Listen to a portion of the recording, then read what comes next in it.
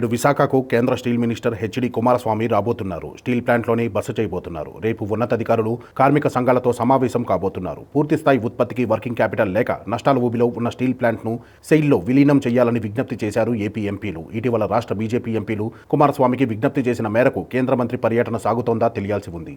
నిర్వహణ నిధులు లేక తగ్గిన ఉత్పత్తి, 3 ఏళ్ల క్రితం పెట్టుబడులు ఉపసంహరణ పేరుతో విశాఖ ఉక్కు ప్రైవేటీకరణ కేంద్రం నిర్ణయం తీసుకోవడం అందరినీ ఆందోళనకు గురిచేసింది. ఉద్యోగులు అప్పటి నుంచి వివిధ రూపాల్లో నిరసన తెలియజేస్తున్నారు. గత 3 ఏళ్లుగా నిర్వహణ నిధులు లేక 60% ఉత్పత్తే వస్తోంది. తగినంత వర్కింగ్ క్యాపిటల్ లేక 20,000 కోట్ల విలువైన మిషనరీ నిరుపయోగంగా ఉంది. 2022 నుంచి ఒక బ్లాస్ట్ ఫర్నెస్ 3 ఆపేయడంతో 2.5 మిలియన్ టన్నుల ఉత్పత్తి నిలిచిపోయింది. వైజాగ్ స్టీల్కే చెందిన రాయ్బరేలీ ఫోర్జ్విల్ ప్లాంట్ను 2,000 కోట్లకు అమ్మినా అవి ఎందుకు ఉపయోగపడలేదు. విశాఖలో ప్లాంట్కు ఉన్న విలువైన 25 ఎకరాల స్థలాలను ప్లాట్లుగా చేసి అమ్మకానికి పెట్టారు. వీటిపై కోర్టులో స్టే ఉంది. కానీ తాజాగా చెన్నై, హైదరాబాద్లో స్టీల్ స్టాక్ పాయింట్లతో పాటు వివిధ నగరాల్లో కార్యాలయ భవనాలకు 500 కోట్లకు అమ్మేందుకు ప్రతిపాదించారు. ఈ దశలో మోడీ 3.0 ప్రభుత్వం తాజా రాజకీయ పరిస్థితుల్లో ఎలాంటి నిర్ణయం తీసుకుంటుందో చూడాలి. విశాఖ స్టీల్ భవిష్యత్తుపై సరికొత్త ఆశలు చిగురిస్తున్నాయి. 3 సంవత్సరాలకు పైగా ఉద్యోగుల ఆందోళన, జీతాలు సక్రమంగా ఇవ్వలేని పరిస్థితి, మెయింటెనెన్స్ కోసం ఆస్తులు అమ్ముకోవాల్సిన దుస్థితిలో ఉన్న ఉక్కు ప్లాంట్కు కేంద్ర స్టీల్ మంత్రి కుమారస్వామి ఈ సాయంత్రం వస్తున్నారు. ఉన్నతాధికారులు